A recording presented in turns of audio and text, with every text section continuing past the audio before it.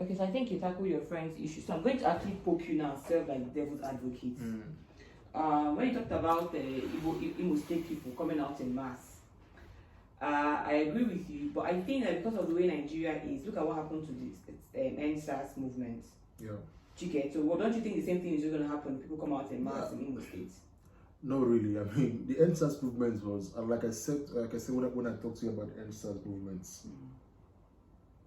it goes back to what I just said. Now, if we had, I know I keep saying if things were different in Nigeria, the NSAS movement would have been a kind of a mobilization. So let's take, for example, toll gates in Lagos State, where people gathered en masse to protest against SARS and police brutality. Right there on toll gates, people would have been collecting phone numbers, email addresses, contact information, organizing meetings, town hall meetings. No, that's how. It sounds funny, but that's how things work in a correct society. But remember, if you wanna change things, you know what I'm going to really serve as devil's advocate here, because me now at the toll gate, I doubt I'll give anybody my details. Yeah, but that's the issue. Because there's already insecurity, and like you said, we don't trust the government. If Fowles came to Toget and said, "Give me your number," people will give him his phone. People will give them his phone. Yes, but I don't. Fowles, okay. What is Fowles collecting people's phone number and details? Because he was not just him and a couple of others were the face of the movement. Yeah. What is the point of collecting details? You wanna create a movement. You don't just wanna, because NSAS is dead. It's dead. Yeah. I mean, that's it done. Okay, so you're thinking of taking advantage of that to create a greater movement. Yeah, in a positive way. Taking advantage of what happened. Okay. And you don't just want it to be, how will I put it now? Just say, you don't want it to fizzle away. You want it to continue. I think I get where you're coming from. Okay, the whole idea of collecting details is that's what they create a bigger movement. That's what they do. Go to whether it's Trump rallies or rallies for Biden. Anybody that comes, because you want to create a momentum. Yeah, you're seeing people that are patriotic and all. They want to take advantage of that. You want to build momentum. You want to get people involved. You know, you don't want it to be NSAS and that's it, done and dusted. Yeah. You want that spirit, you want that fire, to continue. That's what the government tries to do. Yeah, exactly. I agree with you. Okay, I think I understand that point and like you said, it's hard, it's difficult. But that's the thing in change, or trying to change the system. People are willing to talk from A to Z and talk. But when it comes to the work, action, it's hard. It's really hard to organize meetings. Yeah. It takes money, it takes time. But till we understand how perilous the situation we are in Nigeria, how bad the things are, until we're ready to channel that energy, that disgust towards the system, that anger towards the system in Nigeria. If we can channel it properly into what I just described now, into organizing ourselves, a movement with momentum.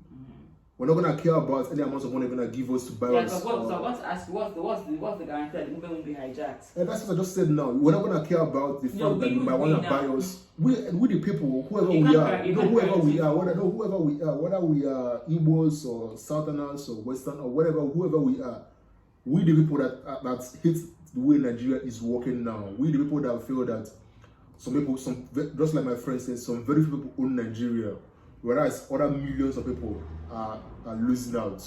So whoever we are, we're not gonna let these people hijack the movement. We're gonna say no to you. We're not gonna take your money. When it comes time to vote, we're gonna stand in line. We're gonna wait and make sure our votes are secure and our votes are counted. If everybody does it, then we are at least taking a step. Yeah. Okay, there's something I want to say when you started highlighting the problem. Two things actually. You know, my friend said something about mindset of people, not just the leaders. Yeah. I made reference to Desmond Elliot. Yeah. Desmond Elliot is supposed to be a youth, supposed to be a celebrity that understands the people's pain, and he went out to embarrass the whole Nigeria. Yeah. So what can you say about that? Don't you think I'm saying, do you think it's actually a mindset thing and not necessarily a leadership thing? Like a mindset of Nigeria as a whole, not just the leadership. I think it's one and the same in the sense that if you have Elliot for me is not a leader. I mean, he was never an actor, someone that did yes, acted good movie doesn't. You Yeah, can't but just how do you translate. tell who's You going to can't be that? translate. Because you support, No, really, you can't tell. You support can't. W. You can't And really. I don't support. Yeah, So but what? How do you know who you is can't. credible and You who's not can't. credible? You can't really tell. All you can do in life and in politics is to hope. You can't really like. And you hope for the best and hope that. I mean, I'm sure we all thought Desmond was a cool guy. I don't think we thought. That, I no, don't think most I'm people. sure people did because Yeah, Desmond is lovable. some people did, but I don't think he's even. How will I put it? He's the standard for me. No, he can't be the standard, but yeah. What if Banky goes in and pulls up another stunt on you? Because you can't. Fine, no, that's fine. But at some point, someone is gonna go in there and do something good, you know. And then we can't say because Banky or Desmond. But not even Banky, because Banky is not there yet. Let's say Elliot, Desmond. We can't say because Desmond is messing up because of that. Everyone that person is gonna. That's not good. We can't. Yeah. We can't approach life or politics like that. We have to. On our own, you have to keep on moving, keep on trying, keep on rolling the dice, keep on hoping and walking. Turn out well. Yeah. Okay, another thing I want to say is that when you're talking about the Ihedioha Imo State thing, because I think if we're going to summarize the issue in Nigeria, I think it's a case of lawlessness and we've said it before, irresponsible leaders. Because there's no form of accountability. Yeah. Because I want to believe that what happened in Imo State was illegal to start with.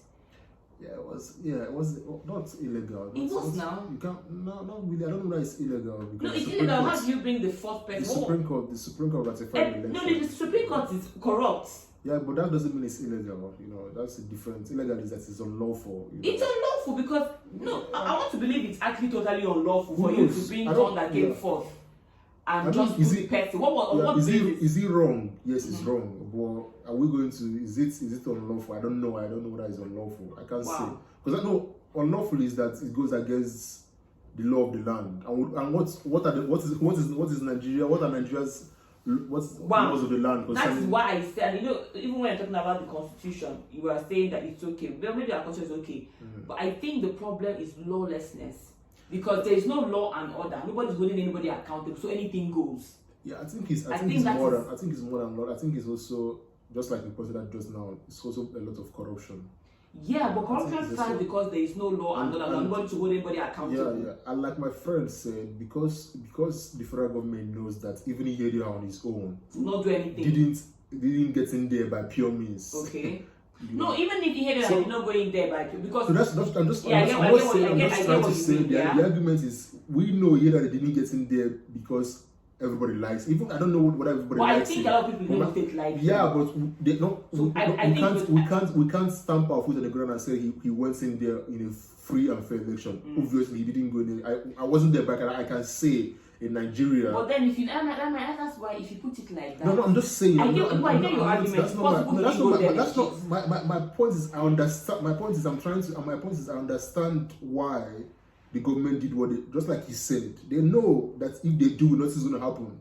No, but nothing happening shouldn't be based on the fact that Ihedioha did not run legit. It should be on the fact that we will not do anything as a people. No, my point is what I said is I'm not trying to paraphrase myself. What I said is because they know that they didn't go in there on a 100% free and fair election, they feel that they too on their own can also come in and do whatever they want to do and change the whole system and make Uzodem Magvana as well. I'm not saying what they did is right, obviously it's wrong.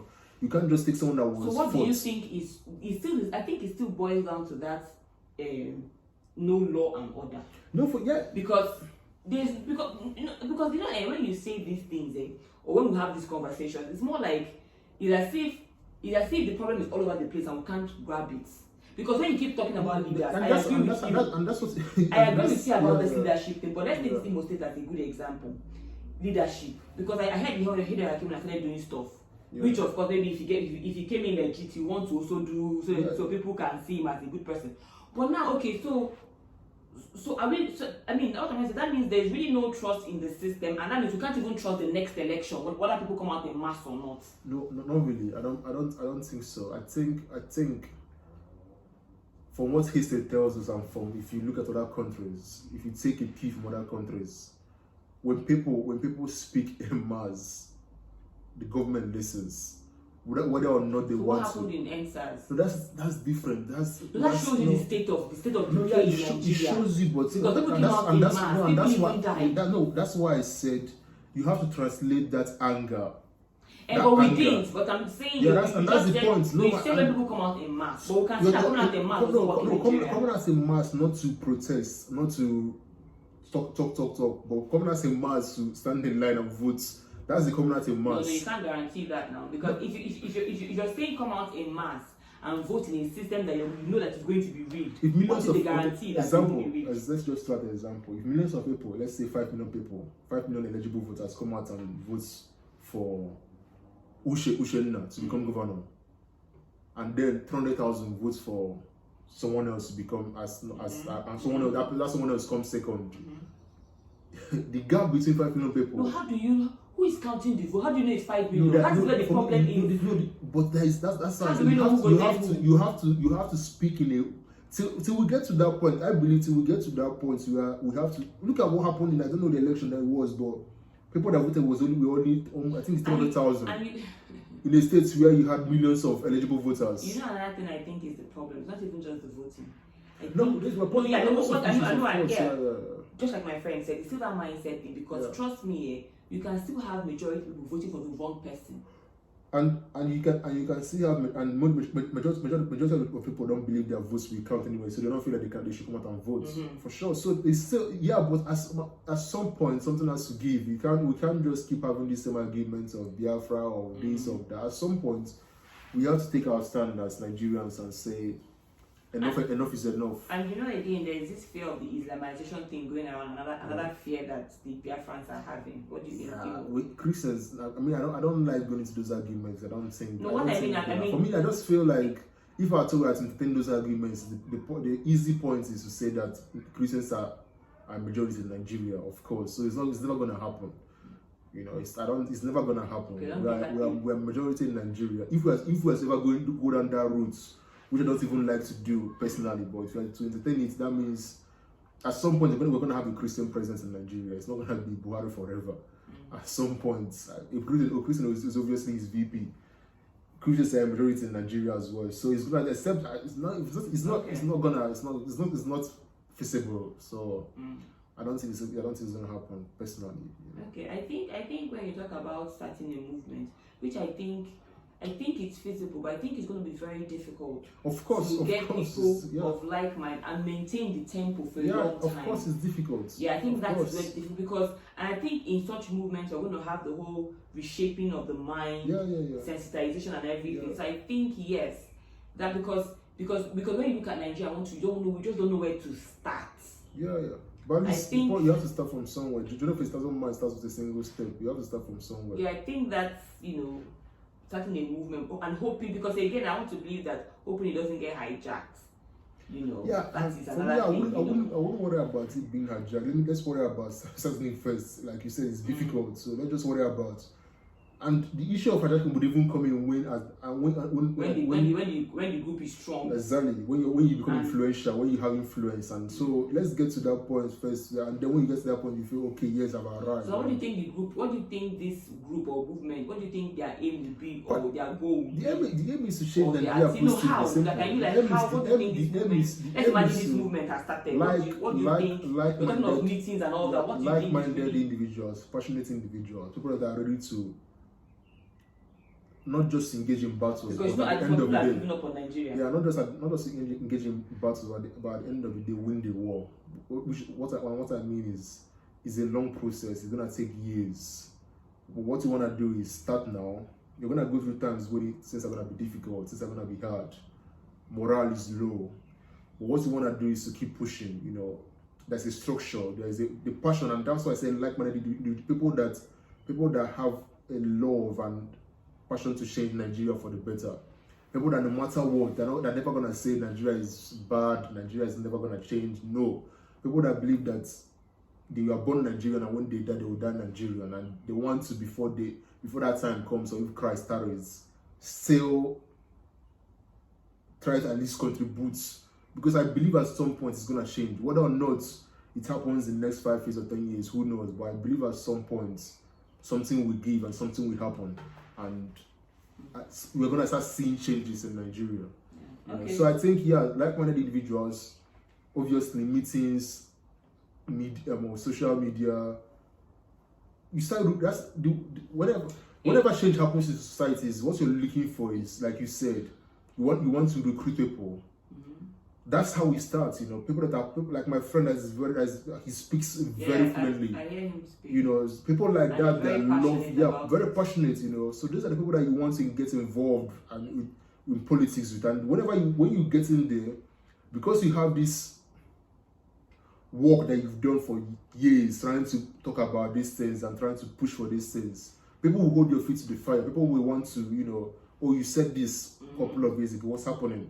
So that's a degree of accountability as well. And I think came to mind, both of us have had this conversation, when we were talking about these things, I remembered how you talk about the media, because even part of holding accountable, I believe that if we had a solid media that was unbiased, that is able to highlight these wrongs, so that so that people are at least, because no matter how carefully anybody wants to be, when it comes to the media, there's some sort of caution. So if we had a media that is, you know, constant, unbiased media that is constantly highlighting these wrongs, you know, that's what separates first world countries from third world countries. If you look at every first world country, whether it's Canada, US, and the list is endless. They all have independent media. You know, the politicians are literally scared of the New York Times, Washington Post. You have to, you know, they're scared because they know that certain things they can't misstep. You know, they even if you do, you start looking for damage, but there's some sort of caution. Yeah, exactly. Someone has to take the fall, and someone has to be held accountable. So in developed countries, but in countries like I want to believe. Sorry to cut you short. I want to believe that this movement thing you said can work, because, like we said, it's going to be a very long. It's going to feel like almost impossible and a waste of time. Because when you talk of a movement, when you can tell you Biafra is also a movement. But look, and they're right. Look at Nnamdi did this start yesterday. He's been doing this. That's like when I began. I said we have to give credit to the guy. He's been doing this for years. He's been talking on his radio for years. You know, so he's been able to ride the wave. He's been able to ride the wave of Nigerian bad government, unemployment, whatever. He's been able to tap into that current and ride. So, and he's been doing it for a long time. So he's built credibility. He's built an audience that listens to him every day. You know, so like you said, it's gonna take time. You can't just 1 year. You want to. Yeah, and then what I'm trying to say, and then again, this movement, as I'm saying, is to hope that such movement will actually will finally actualize something that will, because now for him, this is his movement that Nigeria, Igbo should separate. Let's imagine this movement was geared towards holding our leaders accountable and stuff like that. It would be a better movement. Yeah, for sure. Because what you want to do at some point is begin to field candidates that, like I said about that was when stuff was happening. I was saying people like Aisha Ishufu, people like Fowles, come out and contest for something.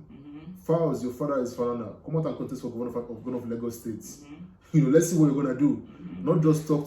At least any position at all. Yeah, any position at all. But let's I don't want and set the pace from there. I'll likely say governor, because at least let's see what you can do. Because why would governor? It might be difficult to get to governor straight. For someone of his caliber, it should be easy. He's still very young. Yeah, but you know, so the point is, you want, like you said, there's an end goal, there's a goal you want to achieve, which is at some point you want to start filling candidates, you want to start contributing, you know, fiscally. Let me go in there and see how it's gonna work. But babe, I think I just got an inspiration from the inspiration I got from everything you said now is that movement, and I see that movement as a long, how I say a legit, like it's as if I'm going to like to be the underdogs, to come from. Like how I say now, starting a movement is like very, very exhausting. But starting it and keeping on with it, exactly. Hoping that, with God on our side, hoping that eventually we're able to raise a people that can decide what kind of leadership they want. And like I said, it's gonna be like just to rephrase what you said. At some point, morale will be low. Things are not gonna go the way you want. People will leave. You know, but you can't take your eyes off the ball. You can't lose focus of what you want to achieve. That's why it's have like minds, so that people can also. Yeah, exactly. You're rubbing off each other. You're bouncing off each other's ideas. Passion and everything, and of course with God, because I believe it's only God that can really sustain that kind of movement. So with God on our side. If people do that for bad reasons, why not for good reasons? For good reasons, people can can sit down for years and plan for something to happen in next 5 years. Why not plan towards good and execute towards good. So yeah, that's what I genuinely believe. Yeah. Well, hopefully these conversations are happening because we don't want to feel like the problem of Nigeria cannot be solved. Like, like I told my cousin, like it's difficult to remove yourself from what's happening in Nigeria. No matter what, we are born in Nigeria, we are black. That's no matter what happens, we are still gonna be Nigerians. So you cannot remove yourself from Nigeria.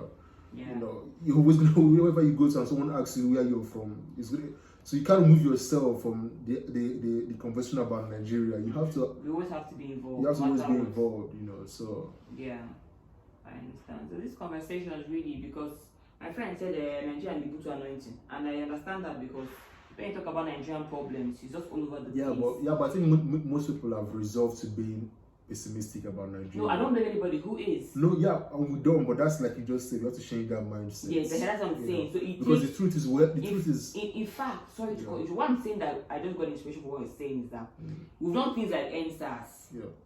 I want to believe because you know the last election, people were really into it, but you saw what happened. At least to some extent.